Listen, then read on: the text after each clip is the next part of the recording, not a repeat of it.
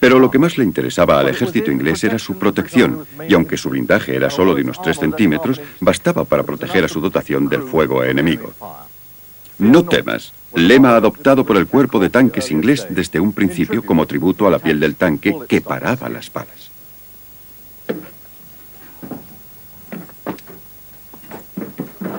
El tanque fue un arma revolucionaria. Para un hombre en el campo de batalla requería una raza especial de soldado. Uno de aquellos pioneros, George Brown, recuerda aquellos primeros días. Iba una dotación de 8 en un tanque, el conductor en los mandos principales. A su izquierda se sentaba un oficial que se encargaba de los frenos. Comprobar cañones. Yo era un artillero de Lewis. Había 2 artilleros de Lewis en cada dotación, 2 a cada lado del tanque. Así que se necesitaban 4 hombres para llevar el tanque y otros 4 como artilleros. Combustible dentro. Contactos dentro. Dentro. Comprueben artillería. Te preparaban para hacer todas las faenas. Te preparaban para hacer las secundarias, para manejar las ametralladoras y los cañones de 3 kilos y, por supuesto, como conductor. Artillería asegurada. Comprueben. Neutral. Comprueben mandos. Empezamos. Empezamos. Tiren. Tiren. Dentro. Dentro y fuera. 1, 2, 3, 4.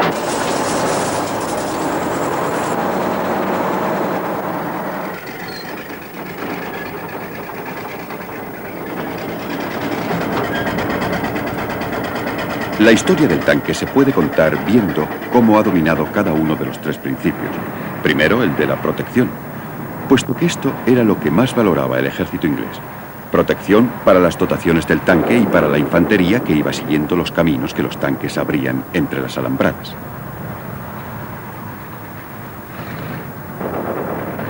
Tanque fue el nombre de cobertura que se adoptó mientras se estaban construyendo aquellos ingenios para la gran ofensiva inglesa en el Somme en 1916. El primer día nadie estaba preparado para el avance inglés sin cobertura contra las ametralladoras alemanas y murieron 20.000 soldados ingleses. 2 meses más tarde, con un puñado de tanques, los ingleses ganaron la pequeña batalla de Flers, con un costo de vidas muy inferior. En cuanto abrimos fuego sobre los alemanes, se desató el infierno. Los proyectiles caían al suelo y estallaban.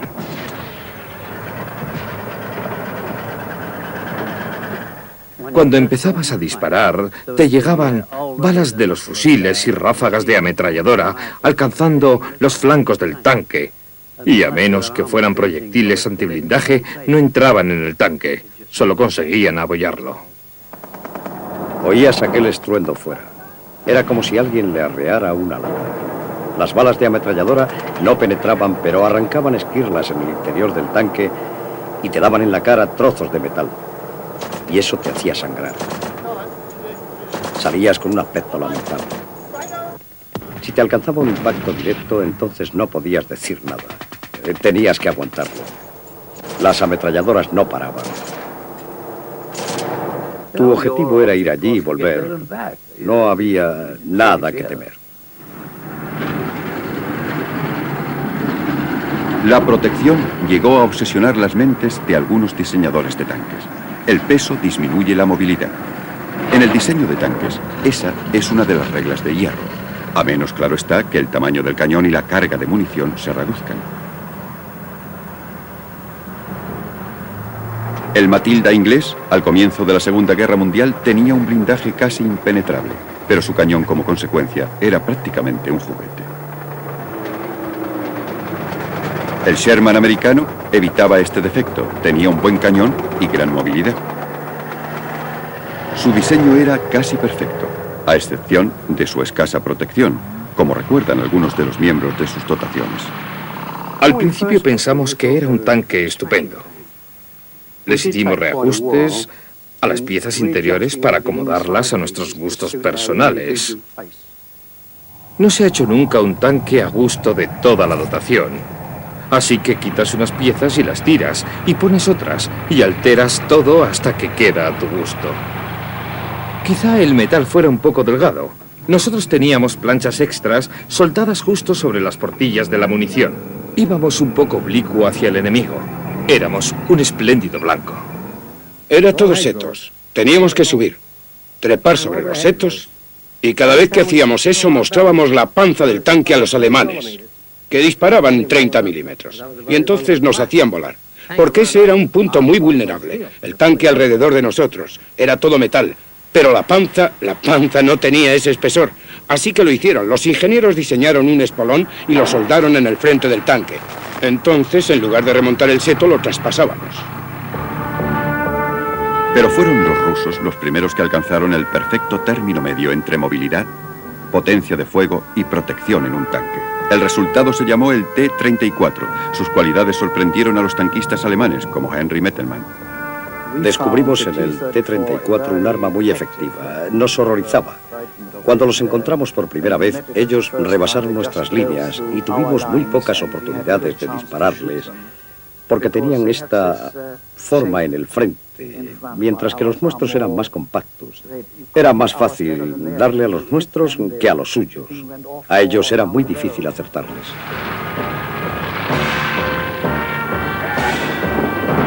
Las dotaciones alemanas tripulando sus primitivos tanques pensaban que su diseño era bueno. Me parecieron como caballos de hierro. Yo estaba orgulloso de pertenecer a los Panzers. Teníamos el 3 y el 4. Los vi avanzar. Tenían un aspecto impresionante. Pensé que ser miembro de un ejército así es algo de lo que enorgullecerse. Así que empecé a practicar en ellos. El Panzer y después el Tigre fueron la respuesta alemana a su experiencia de encontrarse con el T-34. Pidieron cañones mayores y un blindaje más fuerte, y los tuvieron en estas potentes máquinas. Pero por fuerte que sea el blindaje, los tanquistas saben que son vulnerables a un tiro acertado. Yo llevé muchos tanques y también trabajé con la infantería y las unidades de apoyo. Unidades de apoyo de tanques. Personalmente yo me sentía siempre más contento cuando estaba en una trinchera. No es que sea una experiencia bonita, pero en una trinchera puedes echar una cabezada, puedes distraerte un poco y en un tanque solo estás allí sentado y solo confías en tu suerte para que no te alcance. Creo que cuando ves a la pobre y castigada infantería allí fuera, a veces sientes un extraordinario cariño por tu tanque. Ese maravilloso regazo de metal dentro del cual viajas. Por otra parte, aunque te protege del fuego de morteros y cañones mientras estás dentro de él, cuando te desplazabas en campo abierto, eras un blanco enorme para los muy precisos y eficaces cañones alemanes. Y si tenías algo de imaginación, eras consciente de lo que pasaría cuando te tuvieran localizado. Los tanques nunca ofrecieron a sus dotaciones una protección completa. Por supuesto que parte de su historia ha sido la mortal competición del desarrollo tecnológico. Cuando aparecía un diseñador con un nuevo blindaje, otros lograban encontrar modos de atravesarlo. Y esto es lo que ocurre cuando falla la protección.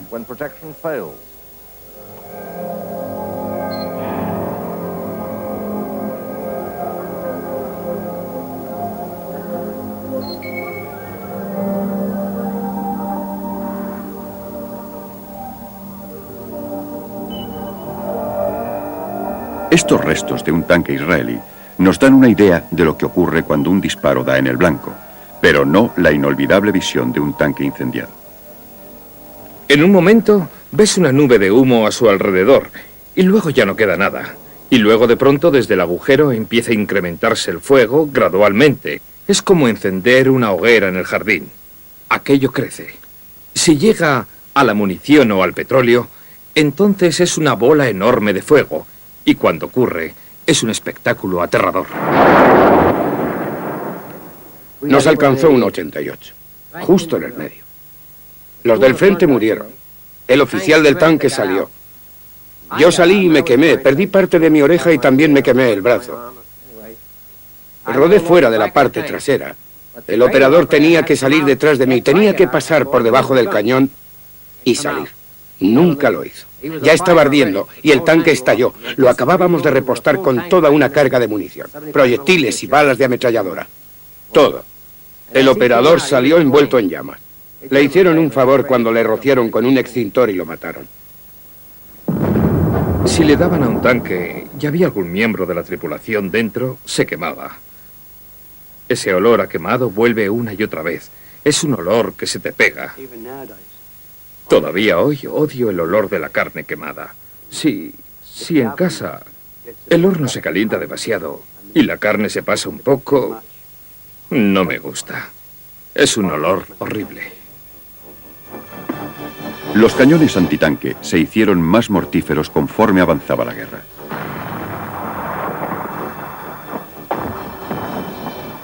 El 88 alemán fue el más efectivo. Lo hacía todo más mortal, porque los alemanes perfeccionaron el truco de llevar los tanques enemigos a su zona de ejecución.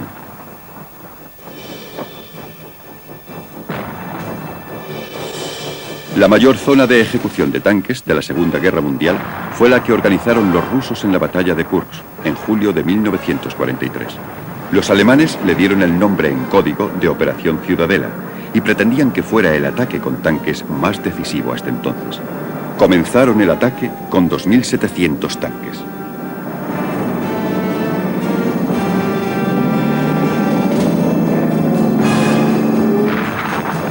Los rusos, que llevaban ya mucho tiempo esperando el ataque, habían preparado una de las posiciones defensivas más fuertes de toda la historia de la guerra. 6.000 cañones antitanque y millones de minas. La máquina de combate alemana fue machacada por el peso del fuego.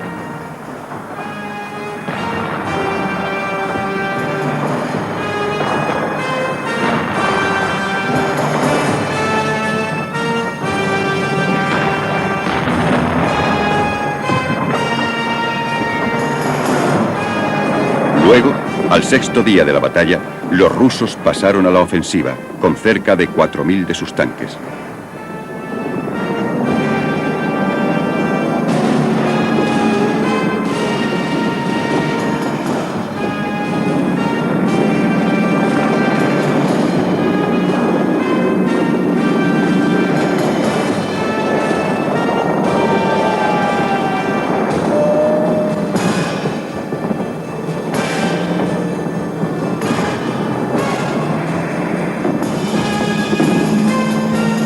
Tanques alemanes fueron destruidos.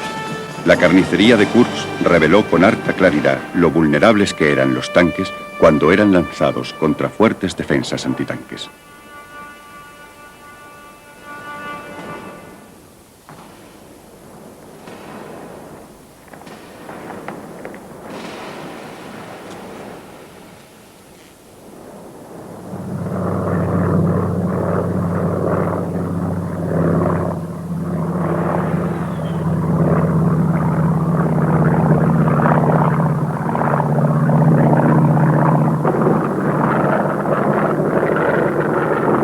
La táctica del ataque aéreo se hizo entonces el más mortal enemigo del tanque.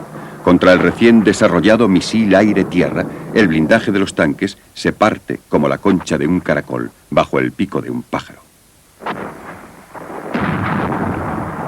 Pronto el tanque tuvo también que temer al infante, que había adquirido un arma miniaturizada contra él.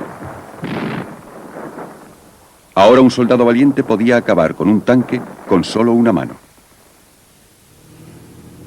La amenaza del misil ha hecho su efecto en los tanques de posguerra. Ahora su blindaje tiene ángulos más pronunciados para desviar el ataque, con huecos para absorber la energía química y con varias capas para fragmentar el impacto sólido.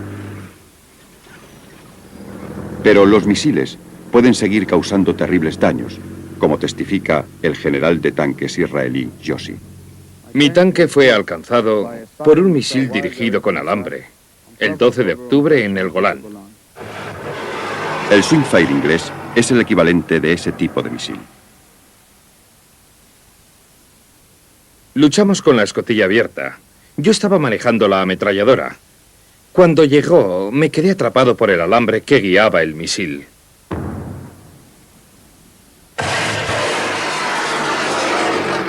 Luego llegó el segundo. Llegó muy despacio, como una bola de fuego avanzando hacia nosotros. Explotó en la torreta y después un intenso calor se apoderó de todo. Luego sentí que estaba volando y lo siguiente fue que me encontré en el suelo bastante maltrecho.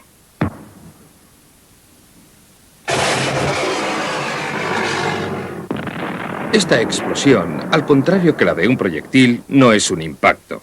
Un proyectil, y yo he estado en esa situación, cuando estos alcanzaban mi tanque, es una fragmentación. Esta fragmentación, lo que pasa es que no la sientes. Sientes una enorme ola de calor a tu alrededor y esa presión que te hace saltar. Y tienes suerte si sigues con vida para contarlo.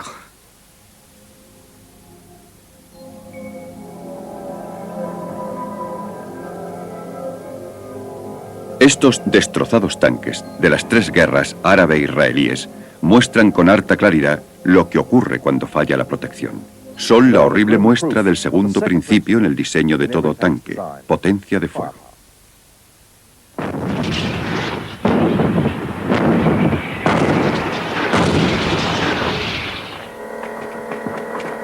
La horrible experiencia ha demostrado que no existe la protección total. Para sobrevivir, la dotación de un tanque debe controlar los medios de destruir a sus atacantes. Debe tener una poderosa capacidad de tiro.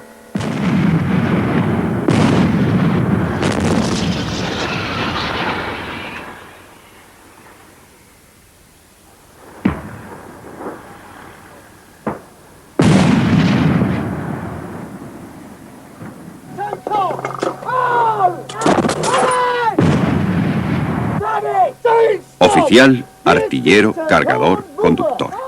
Los 3 primeros están relacionados con el disparo del cañón.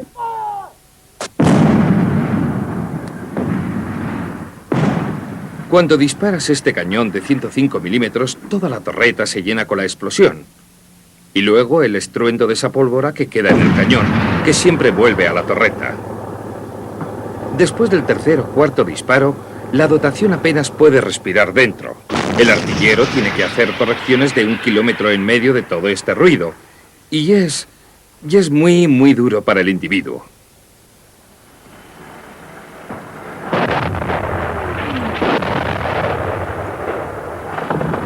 Los tanques pesados ingleses de la Primera Guerra Mundial eran de 2 clases. Uno estaba armado solo con ametralladoras, en su papel de apoyar a la infantería. El otro estaba diseñado para destruir puntos fortificados. Tenía ametralladoras y un cañón naval de 3 kilos.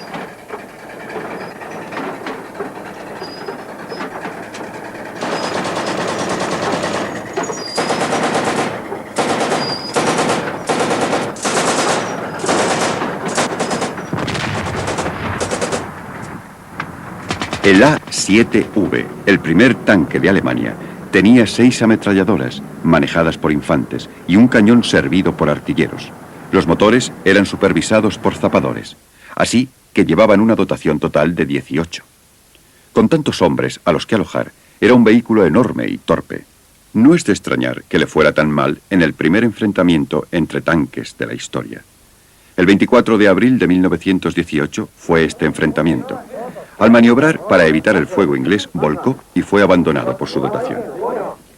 Adecuadamente, su oponente fue el tanque número 1 de la sección número 1, compañía A, primer batallón del cuerpo de tanques inglés. Los combates de tanque contra tanque, raros en la Primera Guerra Mundial, se hicieron frecuentes en la Segunda. El calibre del armamento básico del tanque aumentó de un modo constante a lo largo de la guerra. Los aliados fueron superados por los alemanes. Los tanques ingleses estaban bastante peor pertrechados en comparación con los alemanes. Para vértelas con un tanque alemán era necesario estar a unos 200 o 300 metros y colocar un proyectil o bien en el anillo de la torreta del tanque alemán o en el periscopio. Contra la infantería, la potencia de fuego del tanque era devastadora, en especial si estaba equipado con lanzallamas como el cocodrilo de Churchill. Había un sitio en particular donde en realidad éramos más o menos cosidos por los francotiradores. Cada vez que el oficial de un tanque sacaba la cabeza, le disparaban. Tuvimos un gran número de heridos en la cabeza y pedimos ayuda. Y la ayuda llegó en forma de lanzallamas. Fuego directo y bajo el árbol. Y los cuerpos de los que allí hubiera quedaban eliminados. Entonces seguíamos nuestro camino. Andrew Wilson mandó un ataque así. Comenzamos a disparar inevitablemente antes de lo que debíamos hacerlo. Pero seguimos enviando fuego directo al blanco y hubo un ruido horrible que pareció como el rechinar de las cadenas, pero de hecho era, creo yo, el alarido de los hombres. Quemamos a bastante gente en aquella ocasión. La visión del cuerpo que había incinerado el lanzallamas era horrible.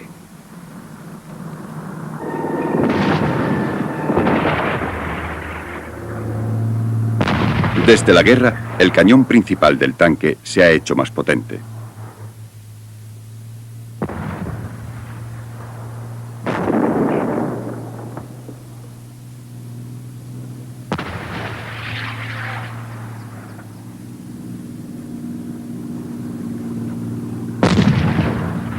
La telemetría es mucho más precisa y los sistemas de estabilización hacen posible disparar en marcha.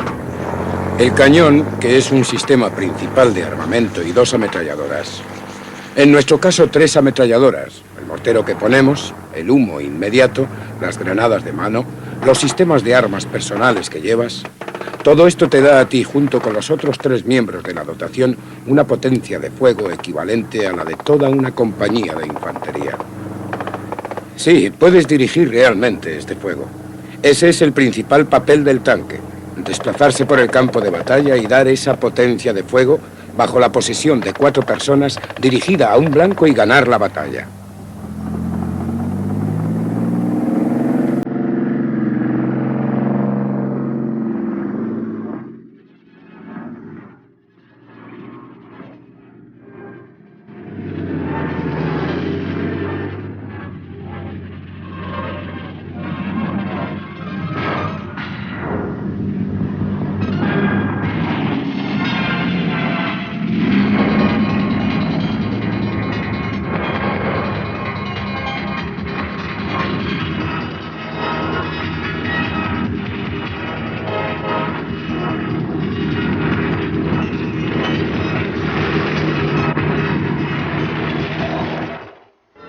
El movimiento fue la meta con la que empezaron los visionarios del tanque.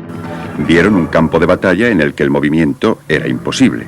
Una máquina blindada parecía prometer los medios de devolverle movilidad al soldado, pero ¿pudieron imaginarse aquellos visionarios la asombrosa velocidad y agilidad que alcanzaría su invención?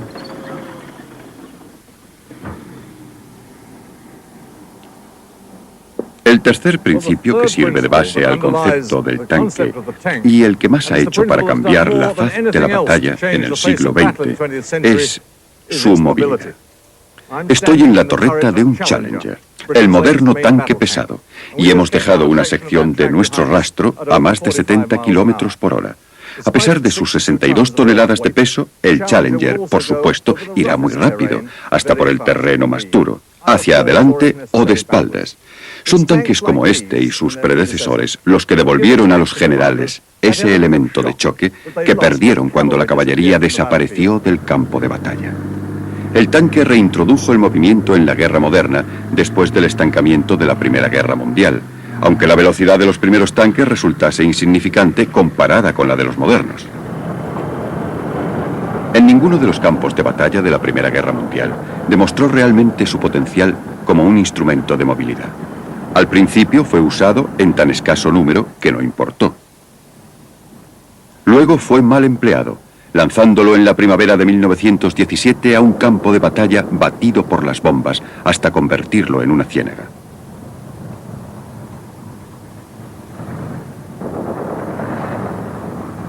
En Cambrai, en el otoño de 1917, cuando los tanques fueron usados en masa por primera vez, la cooperación con la infantería se rompió. El ataque, brillantemente victorioso al principio, al final fue un fracaso.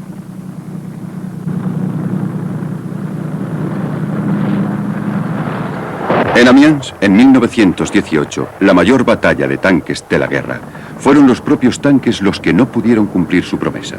Demostraron ser demasiado lentos y poco fiables. Sin duda aterrorizaron a los alemanes, pero no probaron ser un instrumento de ruptura decisivo. Con la victoria de los aliados, el alto mando tradicional pensó que la guerra de trincheras no volvería a aparecer, así que se rebajó la importancia del tanque. Los americanos incluso abolieron el cuerpo de tanques después de 1918. En Francia, la infantería y la caballería lucharon por el control de los tanques y ganó la primera. Esto significó que los tanques se convirtieron en sirvientes de la infantería. El ejército inglés, aunque bien establecido, en 1926 se vio resentido, en especial por la caballería. Muchos jefes militares vieron la tarea del tanque como un apoyo a las otras armas, en los variados papeles que en el pasado llevara a cabo en la batalla la caballería.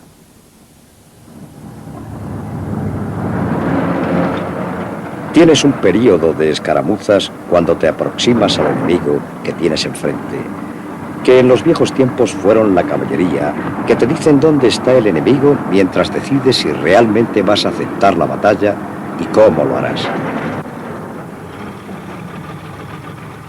Luego tienes una batalla importante en que la infantería tomará una parte activa. Veías a los tanques como algo necesario para dos cosas: para actuar como una especie de caballería ligera, en cuyo caso querías tanques ligeros, y para actuar en apoyo de la infantería en la batalla principal, y también para usarla como se hacía con la caballería en la Edad Media, como una especie de acción crucial que ha sido creada para el combate de la infantería. Pero fueron dos ideólogos militares ingleses, Basil Liddell-Hare y el general Fuller, quienes propusieron la idea de la revolución del tanque. Ellos mantenían que el tanque era la clave del futuro militar, que lejos de ser el sirviente de nadie, estaba destinado a ser el rey de la batalla, a cuyo alrededor se organizarían todas las otras armas. Sus opiniones despertaron tanto entusiasmo oficial como la llegada de un matarife a un cuartel de caballería.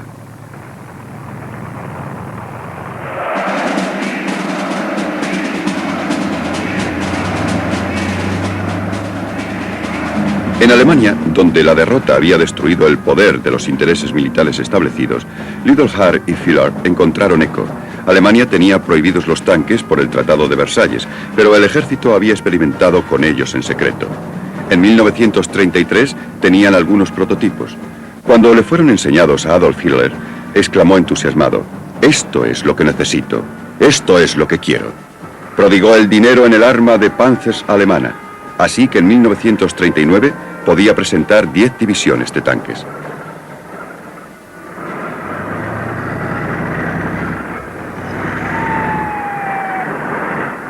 Estaban organizadas para atacar, como Fuller y Liddell-Hare enseñaron, en una masa compacta, apoyada desde arriba por nubes de aviación táctica.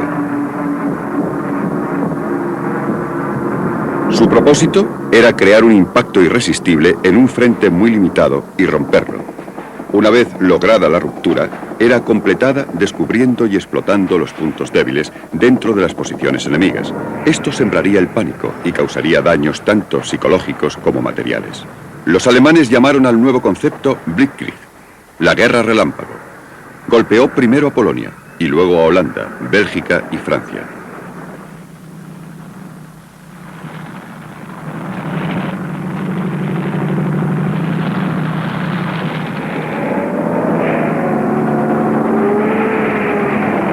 Pero fue en Rusia donde logró sus efectos más espectaculares.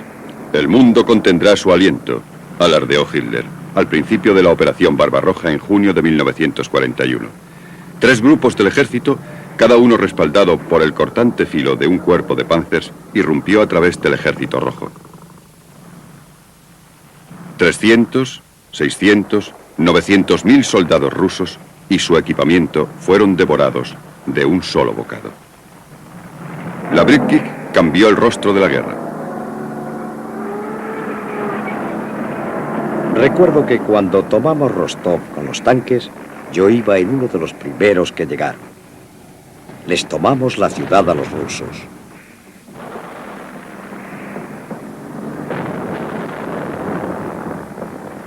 Conquistar una ciudad, entrar en su plaza y allí todos aquellos tranvías quemados. Tú salías de tu tanque, estabas negro por el humo y el polvo y todas las cosas que flotaban alrededor. Habías tomado una ciudad, habías golpeado al enemigo, eras el dueño de aquello. También habían matado a algunos de los nuestros, a tus propios compañeros. Te acercabas a las otras dotaciones y otra vez estabas riendo. Después uno olvida con rapidez todo ese terror.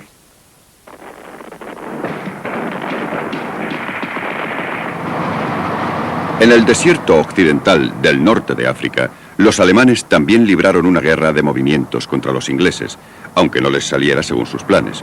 Los ingleses estaban adquiriendo mejores tanques y haciéndose expertos en su manejo. También en Europa los americanos se apoderaron con rapidez de los secretos de la guerra de tanques. Cuando los aliados desembarcaron en Normandía en 1944 para comenzar la liberación de Francia, demostraron a los alemanes que también ellos dominaban la táctica de ruptura.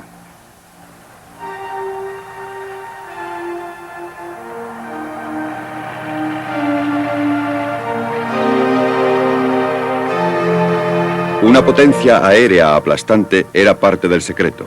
Un amplio uso de la radio era otra. El ingrediente mágico para que hasta los propios tanques pudieran controlarse fue el desarrollo de la capacidad de usar los equipos de radio para todo tanque individual en marcha.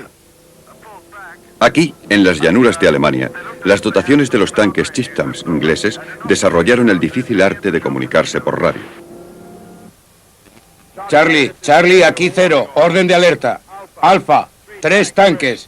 Datos 612783. Misión destruir. Espera, Charlie, estás flanqueando.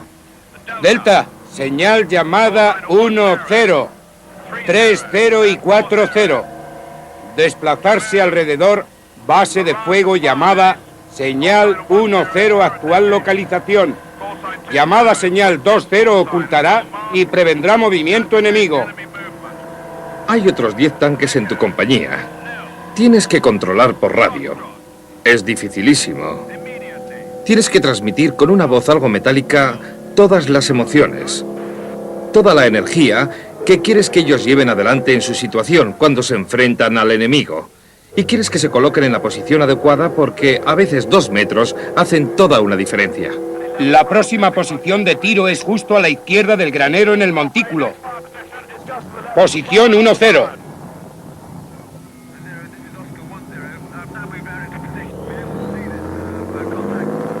El problema, como con cualquier mando militar, es saber lo que está pasando y ser capaz de verlo lo mejor posible. Rara vez se podía ver dónde estaban todos. Estábamos siempre concentrados en lo que estaba pasando con la radio, tanto como con tus propios ojos. Y sentías todos esos ruidos. Y claro está ahí, ibas adelante y atrás con la radio.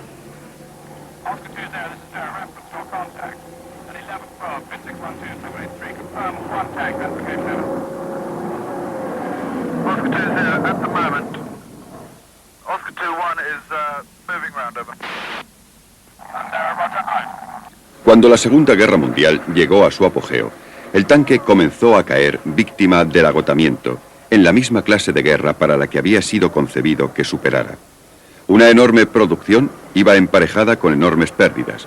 Los ingleses y los americanos, que produjeron 30.000 tanques en 1943, descubrieron que necesitaban todo lo que salía de sus fábricas. Los rusos manufacturaron unos 15.000, pero sufrieron unas pérdidas comparables.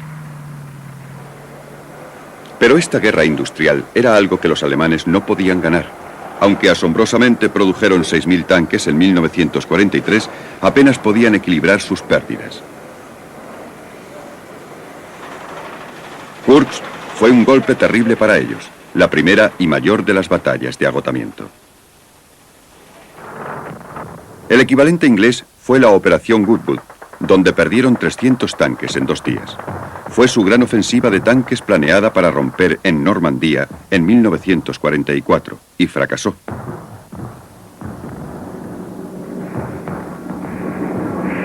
En la batalla de Berlín, el Ejército Rojo perdió 2.000 tanques y cañones de asalto en un combate de 3 semanas.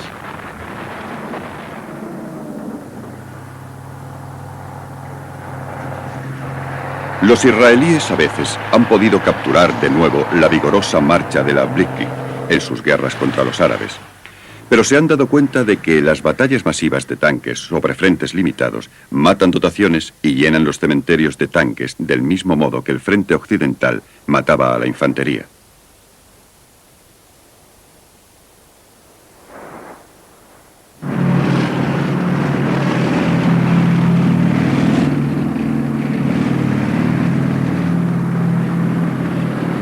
El tanque también demostró tener sus limitaciones. En zonas concentradas, en terreno cerrado, en la jungla, como descubrieron los americanos en Vietnam, es demasiado vulnerable para las armas de corto alcance manejadas por un enemigo oculto. Pero toda la experiencia de la guerra con tanques, la buena y la mala, hizo de los hombres que vivieron y lucharon en esos monstruos blindados una raza aparte de los otros soldados. El ruido es espantoso. No es solo el ruido de los motores y de las cadenas o del fuego de artillería, además del de tu propio cañón. Es también el ruido que te llega por los auriculares, que puede ser absolutamente penetrante. También el encierro era muy duro, podía ser claustrofóbico.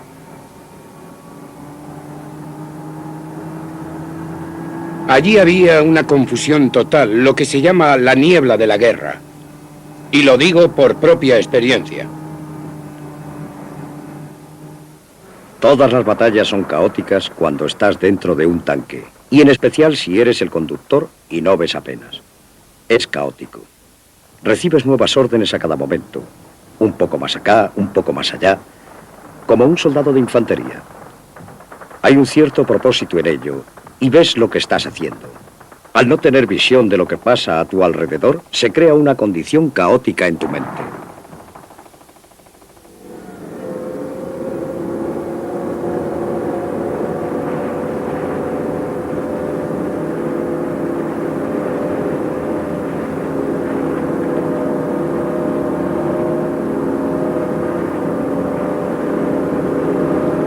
Cuando estás en acción, el oficial del tanque está o bien sentado en un asiento pequeño, muy pequeño, o bien todo el tiempo de pie. Si estabas de pie, solo podías permitirte mirar por el borde de la cúpula, y allí tenías que aguantar 12, 14 horas al día. En ese tiempo haces muy poco ejercicio, y descubrimos que estábamos empezando a tener lo que llamaban piernas de oficial de tanque. Las piernas comienzan a hincharse entre las rodillas y los tobillos, y es muy, muy doloroso. No te atreves a quitarte las botas. Si te las quitas, nunca te vuelven a entrar. Era horrible. Yo estaba siempre disgustado.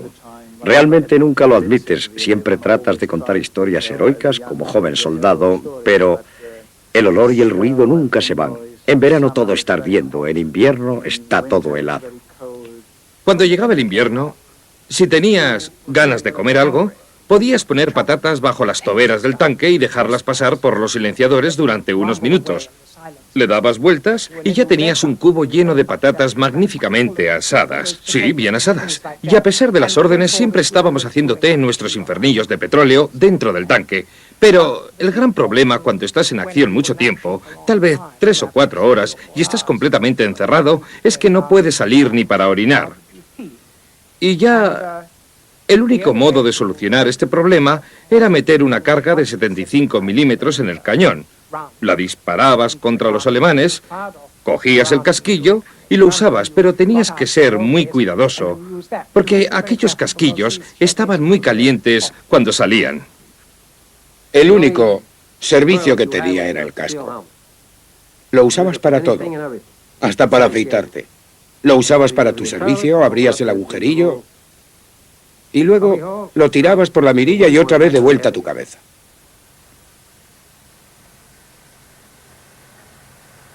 En las operaciones, que eran, claro está, la mayor parte de nuestro tiempo en Normandía y el noroeste, dormíamos por la noche bajo una tienda de campaña fuera del tanque si nos molestábamos en montarla. Quiero decir que a menudo solo nos echábamos a dormir en el suelo con nuestras mantas. A veces debajo del tanque, porque ofrecía un cierto grado de seguridad, aunque había gente que contaba horribles historias de tanques que se hundían y mataban a los soldados.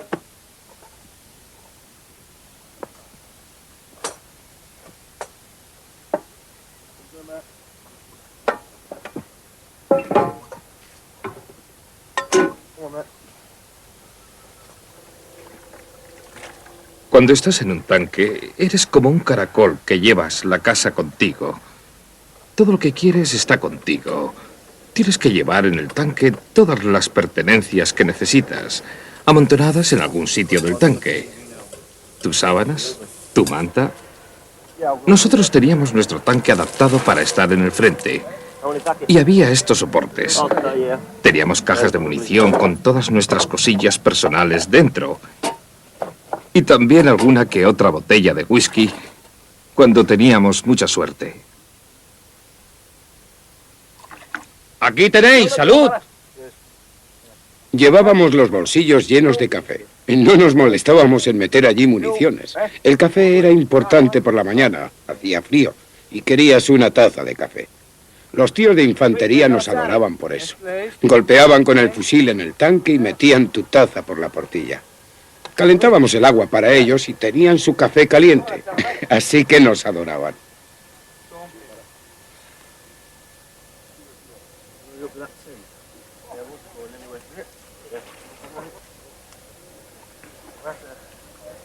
Comíamos juntos y elegíamos inmediatamente al mejor cocinero de la dotación o del grupo. Compartíamos los mismos platos de metal. No solíamos pasar la misma taza. Comíamos con los mismos cubiertos. Todas esas inhibiciones del tiempo de paz. Quiero decir que estábamos todo lo cerca que un hombre puede estar de otro, sin ninguna clase de conexión sexual. Esto, en realidad, era una cuestión de amar a la gente con la que trabajabas, y no creo que sea una exageración decir que eso es lo que existe en una dotación de tanque. Era amor en el mejor sentido del término. El tanque es, y parece probable que lo siga siendo, el principal instrumento de la guerra de superficie. Sus enemigos pueden aumentar.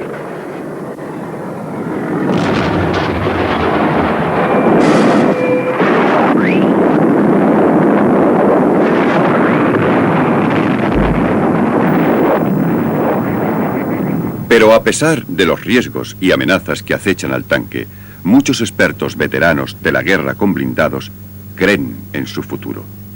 Mi opinión es que el tanque estará con nosotros muchos años en el futuro. Pero puede cambiar su forma, puede ser un poco diferente de lo que parece ahora. El concepto de la plataforma móvil llega al campo de batalla en 3 dimensiones. En primer lugar, la protección. En segundo, la potencia de fuego. Y tercero, la movilidad.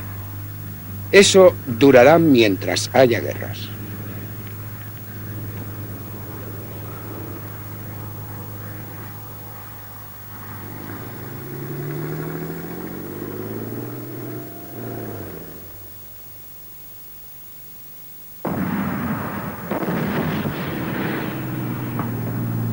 El auténtico problema en el campo de batalla actual, como lo fue a través de los siglos, es el de cómo avanzar frente al enemigo.